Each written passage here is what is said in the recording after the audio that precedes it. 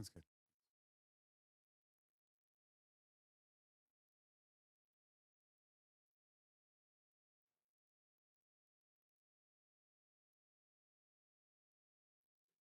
Hey, everybody. Thanks for joining. My name is John Prieto.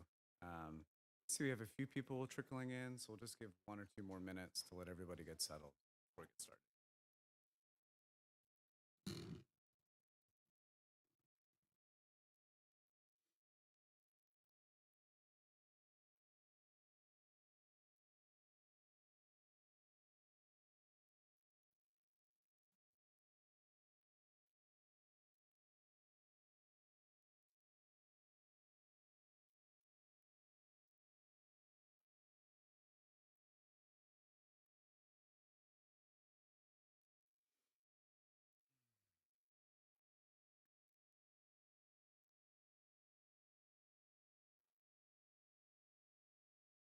So I think we're ready to go ahead and get started. First off, thank you for attending Rowdy CyberCon. I want to thank Professor Rita Mitra for inviting me and Samantha for having me. Really excited to be here, and it's nice to see so many new faces and seeing everybody come out on kind of a gloomy Saturday morning. So this presentation is going to be Intrusion Stats Unpacked. I'm going to be walking through some of the big annual threat reports that two of the big security vendors out there that I currently work at and have previously worked at release every year. This is something that kind of comes out with RSA conference annually. So we're just about a few weeks away, out from when it was published. I'm going to be talking about the Mandiant M Trends report and the CrowdStrike Global Threat Report, and kind of contextualizing all of that for this audience to figure out, all right, we've got these 100-page reports with a bunch of stats in it. Like, what does that mean, right? So I'm here to like kind of put the pieces together and help you understand what all this stuff means. So first off, who am I? My name is John Prieto, like I said. I'm a part-time kind of adjunct faculty here at UT San Antonio.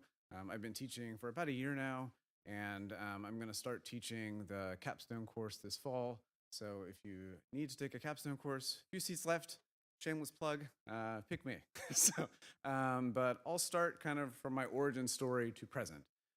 So I initially kind of got into cybersecurity by tinkering around with illegal music downloading on file sharing platforms like in the early 2000s. Yeah, so I had a friend who lived across the street from me that comes out and is like, hey man, there's this thing called Napster that came out. Like, you got to check it out. Like, all the music you want. And I said, okay, cool. So I go and download Napster and I start downloading free music illegally. And it turns out like a week later, it got shut down. So then all the file sharing networks start popping up, Kazaa, LimeWire, Nutella Network, all that stuff. And I still continued my rage of downloading illegal music and pirated stuff. But then it turns out I start discovering that, hey, there's other things besides music that's being shared by these other users. Like, there's some users that are out there that are sharing C $, and that's kind of interesting. And there's things like PDF documents and other stuff that are being shared. And so that's kind of where the curiosity began for me. I got my undergrad degree in computer science because back when I did undergrad, cybersecurity degrees didn't exist. so, and kind of my jump into the world of cybersecurity was in the United States Air Force. I was a cyber warfare operator here in San Antonio. I was part of the National Cyber Protection Teams in a 836 COS, CPT 43. But our job was to provide defensive capabilities to national security assets as deemed critical by NSA and CyberCon. So I did that for a couple of years, and I got tired of the military thing. Left active duty and joined USAA on their internal incident response team. I was a SOC jockey. I was doing things like security automation, triaging alerts, responding to incidents, crashing Elasticsearch, all the usual things that SOC jockeys do. That was fun. And then through the midst of that, I picked up a master's in data science. And then I got kind of bored with USAA after a year and jumped into, sorry, my presentation thing is fading here. And then I jumped into the world of consulting, where I joined a firm called Mandiant, which is a boutique incident response firm that is kind of known for responding to nation-state-backed threats and major financial groups, major financial e-crime groups. So I did that for about 6 years, kind of hardcore digital forensics work. Kind of graduated into running incidents, running large scale investigations, working with a lot of lawyers, a lot of clients. About 40% of the Fortune 500 has Mandiant on retainer. So we got to see a lot of cool environments in that job. But after a while, while I was at Mandiant, I picked up my master's in business. And then I left Mandiant a little over a year ago to see if there's greener pastures, and I joined CrowdStrike, which is my current full-time role. I'm a senior detection engineer, and my team focuses on cloud runtime environments, which is a really elaborate way to say everything related to Linux, Kubernetes, Docker, VMware stuff. Really, the world of virtualization and Linux is kind of our sweet spot. So we respond to like cloud intrusions, hypervisor-based attacks, and I write detections for that kind of stuff, which is its own kind of crazy thing. So that's kind of me in a nutshell.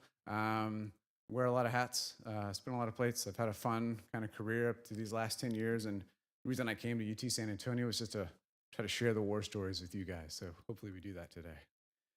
But before we get into kind of the meat and potatoes of this, I want to define what threat landscape is. So when somebody pings me and says, "Hey, have you heard about like Claude Mythos and how it's going to like tank the security industry?" That's not threat landscape. When I hear about my parents asking me how to connect a printer, that's definitely not threat landscape. Threat landscape is something that is defined by many people differently, but for the scope of this conversation, I'd like to lay out that the product of observed threat clusters and impacted organizations is equal to campaigns and or global events. So a threat cluster, or a threat, to be a little bit more concise, is an actor or an operator that exists out there in red space or out there in the open waters of this cyber domain and is seeking to deliver some kind of effect. Whenever that threat impacts an organization, we have a blip on the radar. The sum, and we call that like a campaign or the beginning of a campaign. And if that campaign exists in many geographic locations, we call that a global event, to which we have like surge kind of responses to at places like CrowdStrike and Mandiant. The sum of all global events within a specific window of time is the threat landscape. So there is kind of like an x-axis to this that is time. So with that, it might be a little hard to see. Let me try and zoom in here. There we go. These are the industries that were targeted in 2025. And this is something that we've seen shift year by year, where whether you look at the Mandiant reporting or the CrowdStrike reporting, the number one industry that's being hit right now is corporate tech, or high tech, as they say. Tech has many reasons why they're being targeted. The first one reason that kind of hits personally to me was during my tenure at Mandiant, we were hit by Cozy Bear, which was a Russian Nexus-backed cyber threat that was responsible for the SolarWinds supply chain attack. That was an intrusion that I was present at Mandiant for, and the thing that they were coming after was our capabilities. The things that they went after first were our red team tools. And it's these kinds of threats from, for many reasons, whether it's to advance political objectives, whether it's to get huge ransoms or extortions, or whether it's to affect downstream customers, tech is a really easy high target. Behind that is financial and businesses and professional services. We see professional services firms like really niche law firms get impacted by really sophisticated threat actors because law firms have their hands in the pot with some very sensitive government organizations. And because of things like attorney-client privilege, there can be some very, very, very valuable intelligence that can be derived from those kinds of targets.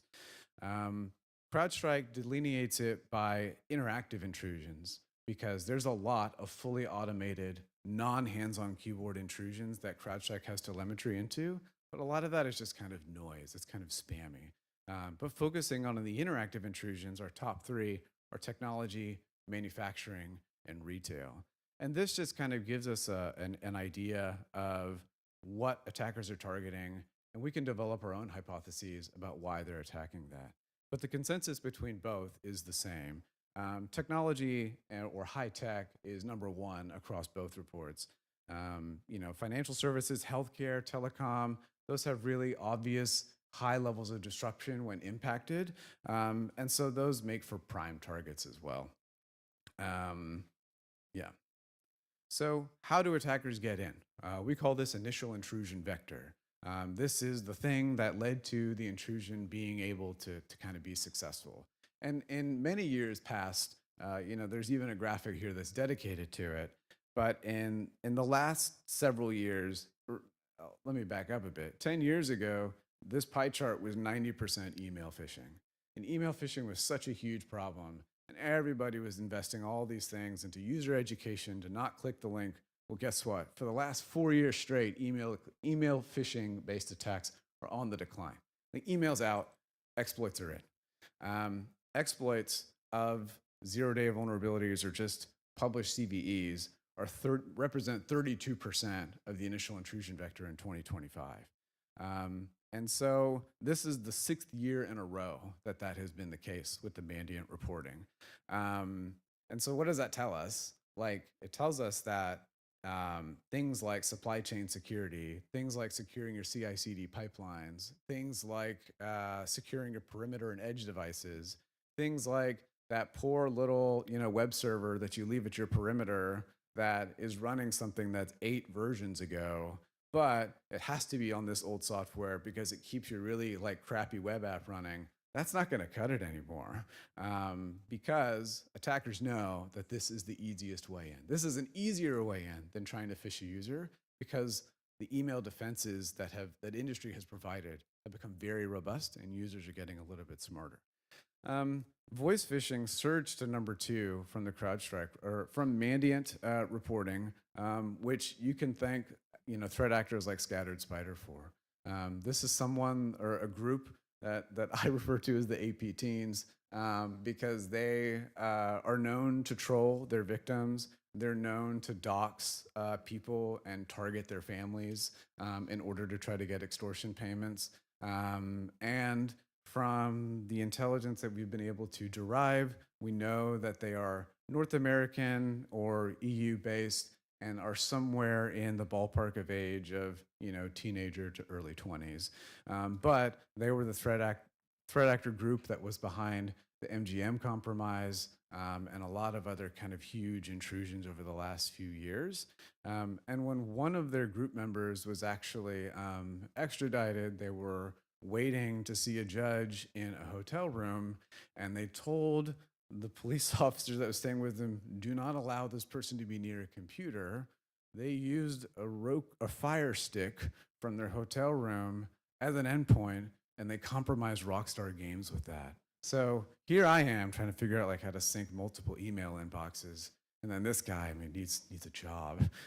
But that just kind of leads to the level of persistence and dedication that we see from attackers. And voice phishing is something that's a key part of their arsenal, where we've seen it many times. We have the call center recordings from it. But me, attacker, I pick up the phone and I call the help desk for that organization and it's, hey, I'm John Smith. I just got locked out of my account and I just registered a new phone, so I'm not able to get back in. Can you send me the Okta message to register my new device to this new number? They leverage a SIM swap attack, and then they get it sent to the number that's on file, but it pops up on their attacker-owned device, and they're able to bypass MFA through that and do a password reset at the same time. So voice phishing is a new form of social engineering that's proving to be immensely successful, especially when you have things like AI and deepfakes assisting you along the way. And so the key insight from this is that both reports are showing us a shift away from email phishing and going towards more interactive social engineering and identity-based attacks. And one of the easiest ways that we try to track these things before they hit was monitoring the registration of domains that were kind of typo squatting all of our clients.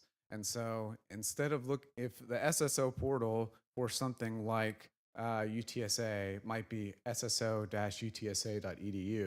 and I see a domain registration for sso-utsa.edu without a dash in between, that might give me an indication that these guys are targeting me and I'm next.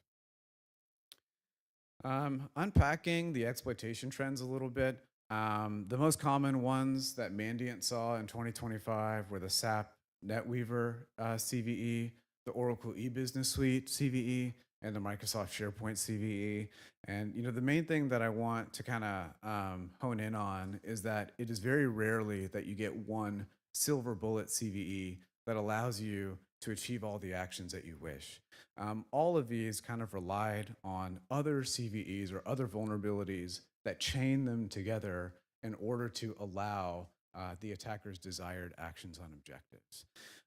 And so the Microsoft SharePoint CVE was a good example of that, where 53770 was chained with 53771 to create the tool shell infection chain that allowed ransomware deployment and espionage and all kinds of things like that in Microsoft environments. On the CrowdStrike side of the house, there has been a 42% year-over-year increase in 0 days exploited prior to public disclosure. This has led to a huge discussion about where the onus of responsibility is to try to protect our software, because it's leading to such huge security implications. Does this fall on organizations like CISA? Does this fall on the software developers themselves? Does this fall on the users who purchase the software to do some kind of due diligence? There's a lot of finger pointing that's going on, but meanwhile, the trends are clear. Attackers know that weak software or poor code is a really easy way to abuse privileges, to escalate privileges, or to initially compromise an organization. And then the speed of 0 days coming out is also another thing that is kind of compounding this effect. Whenever new CVEs are published, CrowdStrike has observed that a lot of the Panda-based actors, which are Chinese Nexus-based groups, have a very, very short turnaround time from when the CVE is disclosed to when they start exploiting it in the wild. And we almost see like a cash grab kind of situation whenever these vulnerabilities get disclosed. And there's a lot of informal relationships between security vendors to where we try to give each other a heads up. A really good example of that is the Anthropic Mythos preview that comes out, and the new Project Glasswing thing, where they have brought in people from my team at CrowdStrike and other people at Palo Alto Networks and Google and Microsoft to try to get a lead out on this before they release it to the public, because it could have some serious security implications. Phantom Panda exploited CVE 2025 through 1324 3 days after disclosure. Vault Panda and Genesis Panda exploited React to Shell within 2 days of disclosure. So the second these pop, the firing shot is on, and it's off to the races for these groups. And we see smash and grabs of hundreds, if not thousands, of organizations to where they only want to establish access, and then they'll sit on it for months. Sometimes there's an access broker type situation where once they gain access to those victim environments, they'll just sell it for $20 to the highest bidder on some dark web market. And if they happen to catch a bigger fish, something that's a Fortune 100 or a Fortune 10 company, the price of that access goes up. But that has become its own economy. 40% of China Nexus exploited vulnerabilities targeted edge devices. We saw this at the end of 2024 a lot with all the big telecom agencies being impacted. But these groups know that VPNs, firewalls, gateways have a lot of valuable telemetry that passes through them and minimal security visibility. They know that we cannot run a CrowdStrike Falcon sensor on an edge device. They know that we can't run traditional EDR and security tooling on these things. And they also know that they can get all the information that they need by reading things like routers, switches, firewalls, gateways. And so it's no wonder that the exploitation of edge devices continues to be on the rise. This next one is about median dwell time. Median dwell time is the delta between when an attacker makes their way into an environment and when they are detected. So back in 2011, in the elden times, there was not really a distinction between internal and external notification. External notification is when some third party notifies your organization that you've been compromised. Think someone like FBI or CISA or some state level agency that says, hey, you've got a web server that's beaconing out to a known malicious IP that's associated with attacker command and control. And then the organization takes that tipper and tries to do something with it. In 2011, that dwell time was 416 days. So it took, on average, 416 days to find an attacker after they've gotten in. And by that point, damage was long gone, along with the evidence. Over the years, we've seen this number go up and down a little bit. But in 2025, the external notification time was 25 days, and the internal was 9 days. So we've seen a shift in recent years where back in the day, it used to be that external notification was superior to what internal notification could yield because organizations like federal law enforcement had stronger batches of telemetry that they could use to identify breaches. But internal security teams and security tooling from the private sector has come so far that we've seen that pendulum swing pretty heavily in the other direction.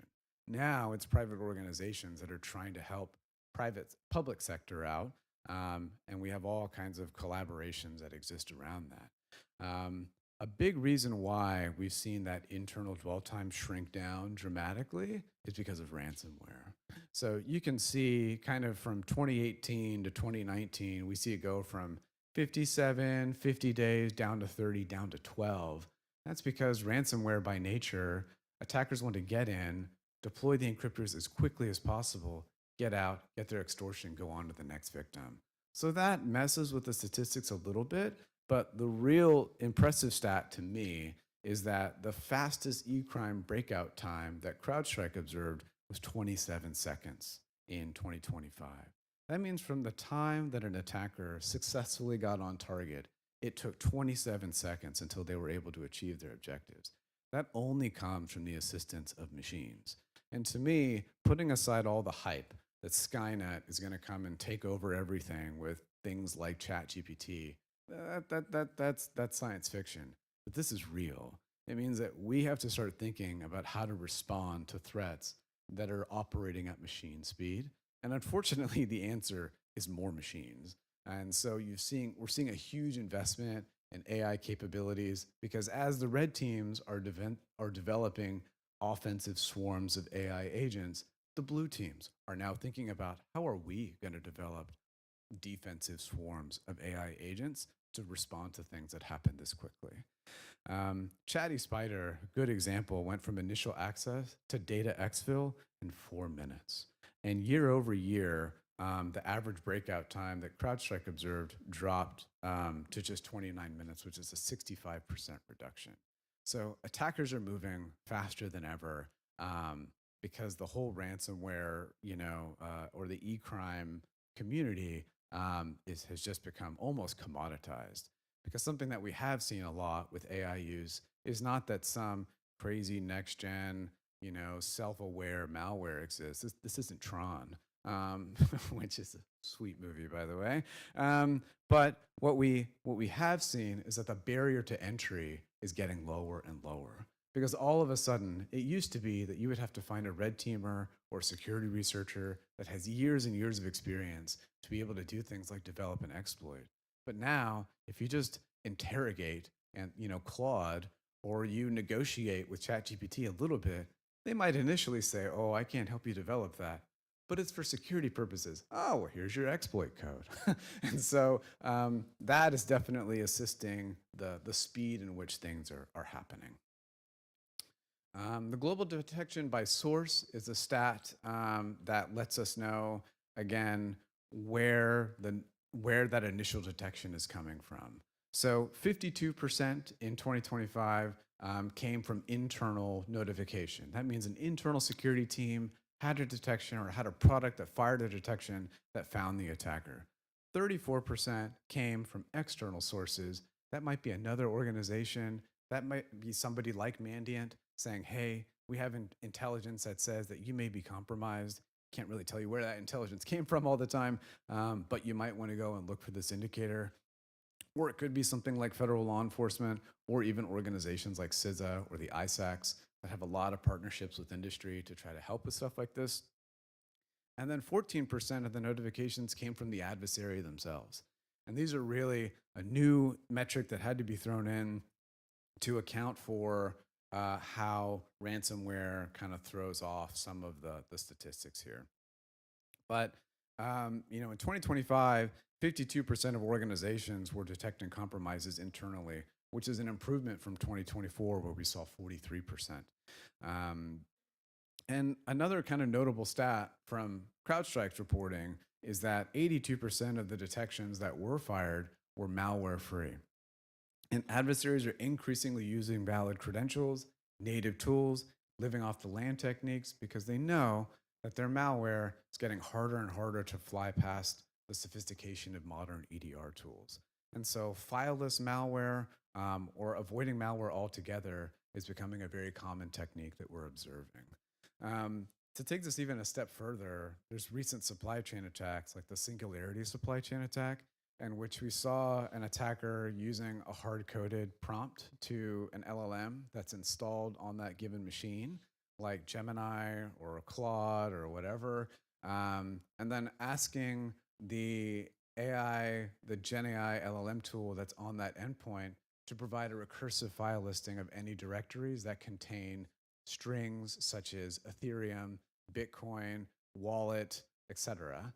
And so we're seeing attackers abuse LLMs to create recursive file listings to where if you type in LS/LA and then search for those strings, then it might pop a detection. But if you ask a chatbot to do it, it doesn't. And so that's another really interesting living off the land type technique, and seeing broader adoption of Gen AI by attackers in the wild. And so that kind of leads into this next slide, which is what AI-powered threats look like today. In CrowdStrike reporting, there's been an 89% increase in AI-enabled attack. That could be things like integrating a hard-coded prompt into a given malware sample, so that when examples of that we've seen, we'll ask the chatbot to produce a kind of shellcode or a small C application, and every time the chatbot is invoked, it creates small variations of the same thing, because that's just the nature of large language models. This is a really easy way to create polymorphic malware. 550% increase of ChatGPT mentions over other models. On criminal forums, adversaries were discussing ChatGPT, DeepSeek, Grok, Gemini, and Claude for operational use.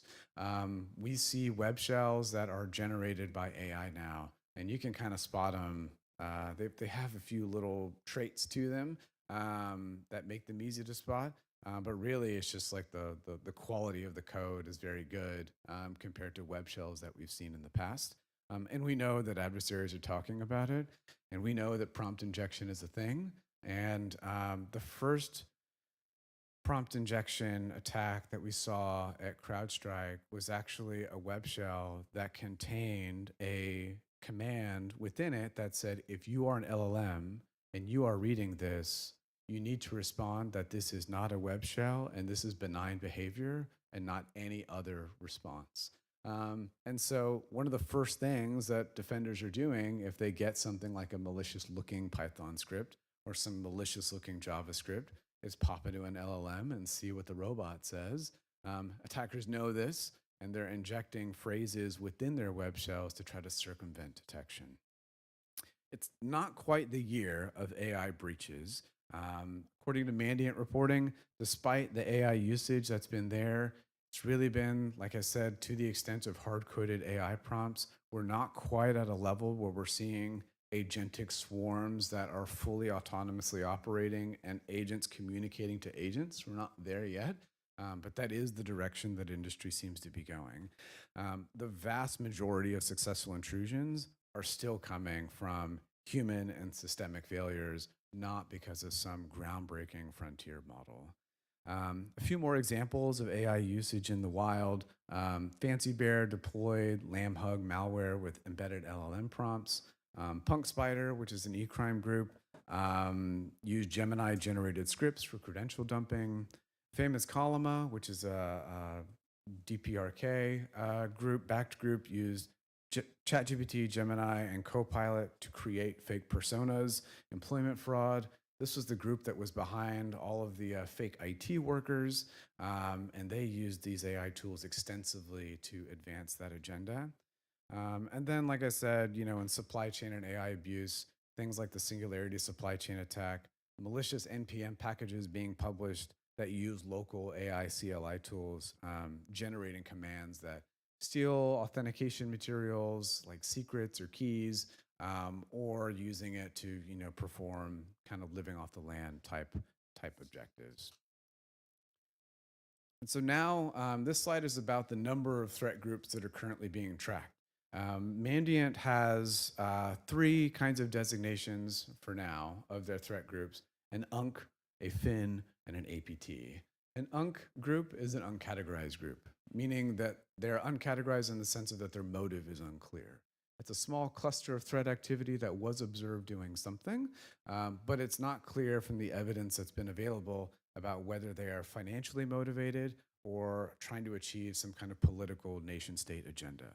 FIN groups are financially motivated threat actors and threat groups. These guys primarily operate within the sphere of e-crime. They're looking to get ransomware payments, extortion, data shaming sites, and things like that. And then APTs are advanced persistent threats. These are the groups that really keep us up at night. These are the nation-state-backed threat groups that are trying to achieve political objectives or intelligence objectives from their victims. Saw a big uptick in that with the Ukraine war. We have seen a small uptick in that from the current Iran war. And so these are the groups that are there to kind of really, make a mess of things, I guess. But Mandiant and Google Threat Intelligence Group track over 5,000 unique clusters. There were 661 new threat groups in 2025, observed in 288 different investigations. So net new was about 205 that got added to the pot. On CrowdStrike, we have 281 tracked adversaries. CrowdStrike's tracking of threat groups is a little bit different, but very similar to Mandiant's. They use the kind of adjective and animal name, whereas the things like Scattered Spider, Punk Spider, all the spiders are e-crime groups. And then all of the other animals are like Cozy Bear, Labyrinth Columna, what's another one? Yeah, I can't remember them all. There's many. But all of these threat groups are nation state backed. And yeah, quick question?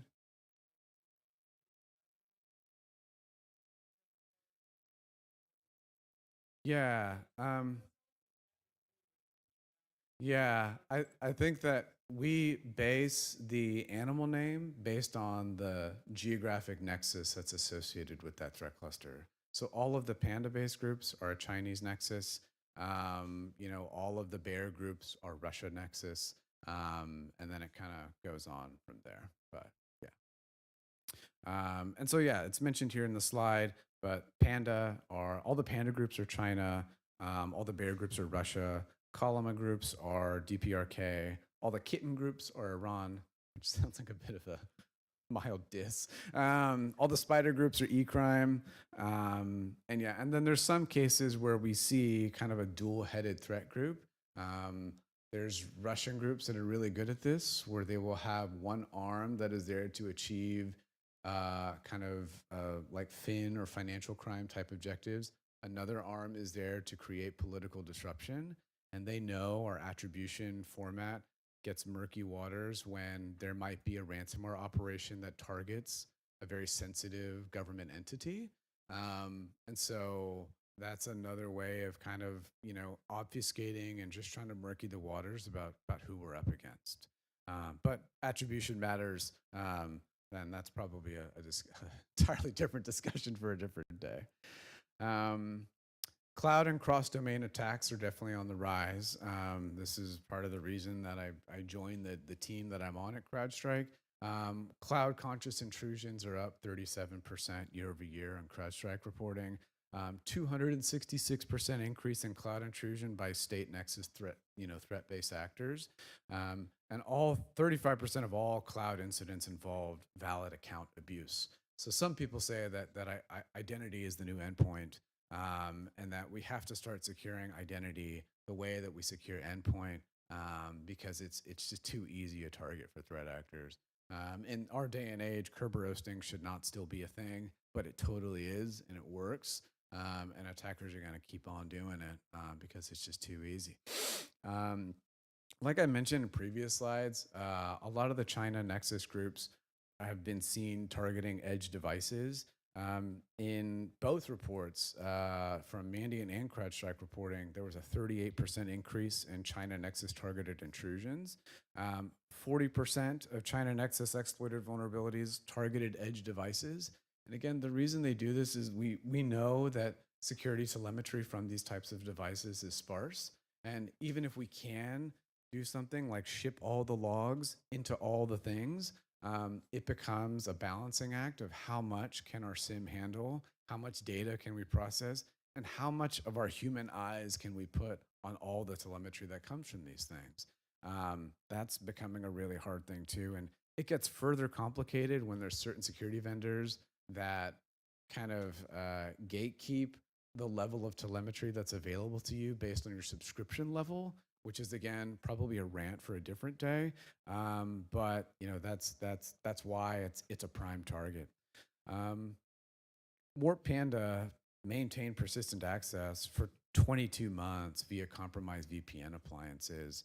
And this is something that we saw with some pretty sensitive other security vendors. And, you know, again, just speaks to the challenges that we as a security community face with trying to secure these devices. So, like, let's back up a bit. Like, there's a lot of numbers, it's a lot of stuff. Like, what do you guys need to know going into industry? One, attacks are getting faster, so defenses have to keep up. When things like the average breakout time are getting down to 29 minutes, with the fastest being 27 seconds, the window to detect and respond is shrinking. And so we have to come up with technologies, processes, solutions that allow us to respond to these threats faster than we do today. It's a bit of an arms race. Number two, malware and phishing are on the decline. Identity is on the up and up. Nobody is clicking to download and macros, enabled a malicious Excel file that contains something like, Ryuk in it. Like it's not 2018 anymore. These things were popular way back when, but they're getting less and less popular every year because of the maturity of these email defense models. 82% of detections that exist from CrowdStrike, sources today are not based on malware. And so things like stolen credentials, living off the land are the new normal. Things like identifying anomalous activity from a given user is becoming the new normal. If there's someone in your organization who works in a legal department that is downloading a bunch of Python scripts with some data science libraries in it, like, that's kind of weird. Might want to look into that. Or if there's somebody who works in HR that suddenly has some huge outbound data transfer to DigitalOcean, that's probably weird. Like, we need to look at that. And it's really hard to develop detections for that stuff, but that's the direction things are going. Three, AI is a force multiplier, not Skynet. I made a few Skynet references. Terminator is also an awesome movie. But seeing AI used in attacks jumped 89% in 2025. But the breaches are still coming from human and systemic failures. Believe it or not, there's still single factor VPNs that are out there that are subject to brute forcing attacks and password spraying. And AI just enhances existing tactics. It's a force multiplier. Like I said, the barrier to entry has gotten lower. The script kiddie is now a script adolescent, and it hasn't created net new tactics. We can still map everything to things like MITRE, but it is changing the speed and the barrier entry. Four, the perimeter has moved. It's important to know where the new edges are. Cloud intrusions are up 37%. And the line between on-prem and cloud is getting blurrier and blurrier as cloud becomes more well-ingrained in large organizations. This is especially true because you've got things that are as small as a specific Docker instance that you could run on a process level that you could virtualize, all the way to file systems, virtual machines, file shares, things like that. Have your pick. So knowing what's where's the responsibility, that's becoming more and more important. SaaS platforms and third-party providers are now attack surfaces along with endpoints. When Scattered Spider hits an organization, they never touch a single domain controller. They never touch a single server that's on-prem. They will go from abusing Okta permissions, pivoting into every SaaS application that's added to that given organization, and they're going to run through the CrowdStrike Falcon module. They're going to run through Salesforce. They're going to run through all these other SaaS apps because they know that's where the juicy data lives, and they know that there's not security telemetry running from there. You can't put an EDR on a SaaS application, and so it's creating new challenges that we still have to try to navigate, but that's where the new perimeter is. And lastly, it's important to think like the adversary because they already think like you. Nation states weaponize 0 days in days, if not minutes, honestly. And e-crime groups social engineer help desks. So understanding adversary tradecraft is what separates good defenders from great ones. It's not enough anymore to just triage the alert, do some disposition, close it as false positive, move on to the next one. The lines are getting kind of blurrier. We don't live in a black and white world in security. It's always the gray. And thinking like the adversary can really help you play that horrible game of bingo that you are when you're an intrusion, where you put up that attacker lifecycle and you've got to map their actions to things like internal reconnaissance, to things like lateral movement, to things like establishing persistence, to things like actions on objectives. We put that hat on, it can make us better defenders. So that's it. That's all I got. I know it was a bit, but I've got about 15-ish minutes for questions. Again, want to thank Professor Rita Mitra and Sam for having me. But yeah, if you have any feedback or questions, I'm always an email away. This is kind of like, my job is knowing what threat landscape is at any given time. And so if I'm not completely getting hammered by work at CrowdStrike, happy to always kind of have these casual discussions. So yeah, that's all I got. Thank you. Yes.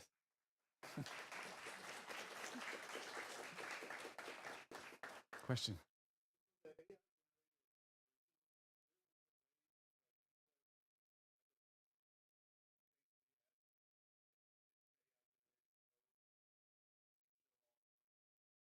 Yeah, I mean, I think that from what we've seen in the samples that I've looked at, you can see that there's a variable called prompt, and it's established as a constant, and then there's a Gen AI prompt that's assigned to that variable. So if you're reading it in plain text, it's pretty easy to see.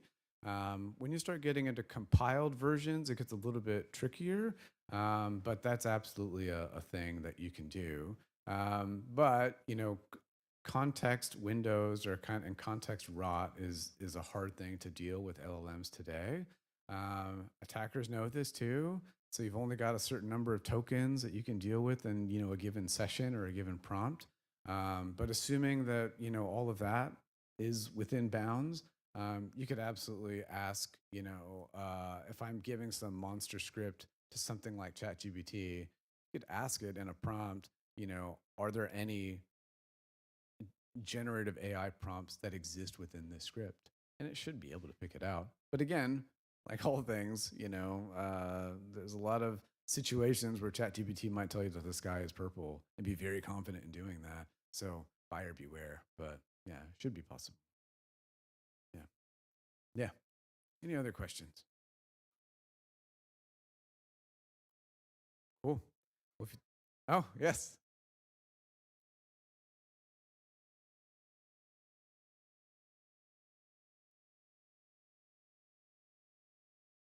Yeah. Yeah. Yeah. So, a few years ago, the joke was made that CrowdStrike isn't a security vendor, it's a telemetry vendor. And so that's just kind of a critical take of, the direction that industry is headed in. But Mandiant's reporting, M-Trends, is sourced from intrusion intelligence data.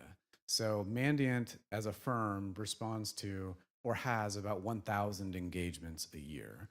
Um, that's, a few per day. And the Mandiant intelligence team is very closely embedded in every one of those investigations.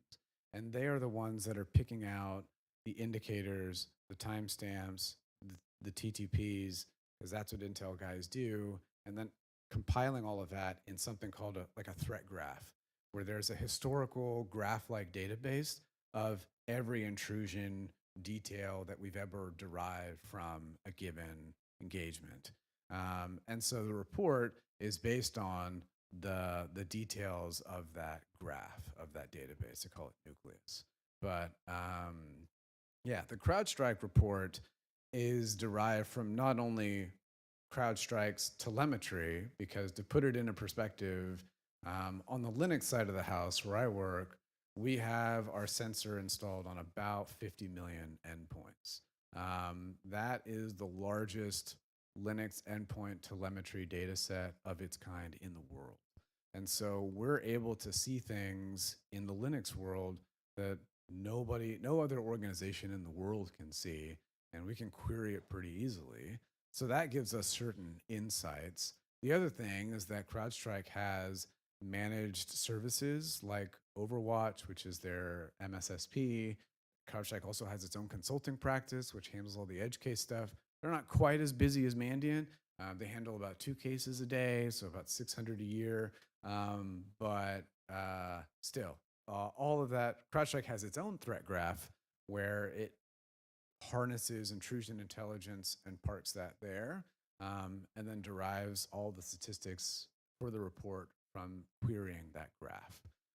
So how does this compare to open source? The people that hold the telemetry hold the cards. And so there's not really a lot of other organizations out there that have the internet telescope that CrowdStrike has, that people like, and other organizations like Microsoft or Google has, in order to be able to put reports like this together. Google infrastructure represents 40%, or 40% of global internet traffic touches Google infrastructure.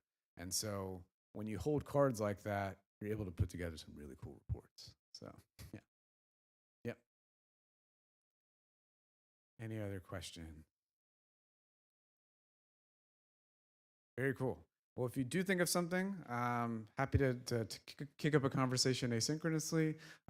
Thanks again for having me, and hope you guys have a great rest of your day.